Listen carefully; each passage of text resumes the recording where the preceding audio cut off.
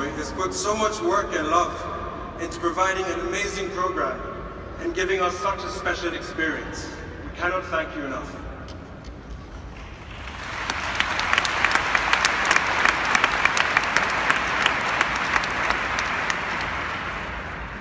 It has been a year of change. The Brits chose to Brexit. Rangelina consciously uncoupled. Samsung now produces and sells grenades. Portugal won the European Cup. No one quite knows how. And the Chicago Cubs won baseball's World Series. Probably the only person that could have predicted all this was Donald J. Trump. The year started for us on a freezing cold morning in January, where each of us would meet our colleagues, friends, and partners for the next year. I remember it like it was yesterday. We had childish notions of bringing home straight A's and dominating case competitions. About 100 tests, 200 presentations, and 1 or 2 A's later, we've stumbled across the finish line and finally earned the right to be called IEMBAs. And now, we just have to figure out what that means. What it should mean is that we're comfortable with the various business functions. We've developed excellent people skills. We all make wonderful team members and even better team leaders. Essentially, each of us is Warren Buffett, Michelle Obama, and Jesus crammed into one. Good job, IE. Now, what could it mean? That's the more interesting question. I think 90% of us would say we want to go forth and change the world. The thing is, you will. Everybody changes the world. The question is how? For the better or for the worse? As business people and future leaders, a large chunk of our jobs will be about making decisions. It won't take you long to find out that the right decisions are often the less pleasant ones. Make the right decision anyway. Do it because it's right, but do it for another reason. If you take the hard road, do the right thing, it will change you. That's true in business, and it's true in life. We think the problems of the world start out there, but they start in here. The world is just made up of people anyway.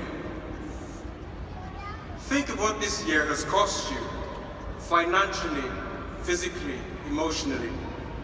When I started this program a year ago, I was 29, and I'm 100% sure that I am now 33.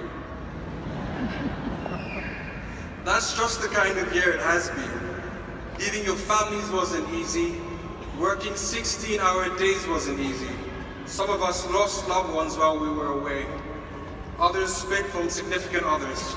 For others still, being in business school with some of the brightest talents was a harsh reality check of our actual abilities, and our self-esteem suffered.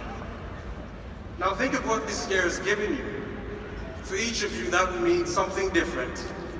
Perhaps it has given you a platform to achieve your dreams, or some much-needed humility.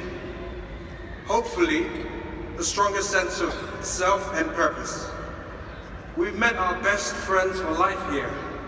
Our eyes have been opened beyond our greatest hopes.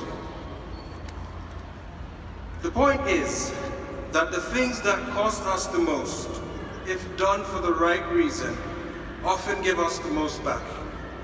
The quick fixes, shortcuts, and instant gratification that life offers will only give us fleeting glimpses of happiness. And like a flash, they're gone, leaving us empty.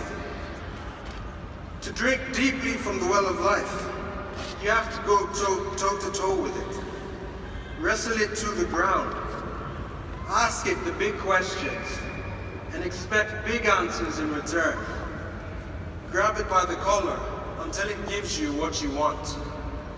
And what you really want is an authentic life. A life with meaning. To be true to yourself. To stand up for something. That's what everyone wants.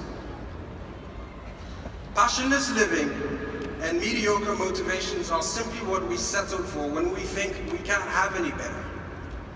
You have to take the road less traveled over and over and over again until it becomes natural to you.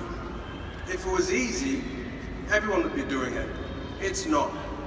But I think if we're serious about changing the world for the better, if we think our time here has some meaning, then that change starts here, and that's the cost. I believe we've made a start on that journey. In this intake, if you lost your laptop, classmates would help you buy a new one. If you needed help covering rent, someone would step up. They'd offer you a loan or they'd offer you a bed. If you lost someone, people would gather around you. They would bring you meals and stay the night if needed. We didn't just celebrate together. We also failed together, mourned together, wept together, and got back up on our feet together. That's my experience of what it was to be part of this special group. And now, we just have to take that spirit and share it with the rest of the world. IMBA January Intake 2016. It has been an honor to share this journey with you. This is not goodbye, however. It is good luck. This is not the end. It is the beginning of new journeys and new adventures. To start us off, I would like to leave you with the immortal words of Richard Rodgers and Oscar Hammerstein.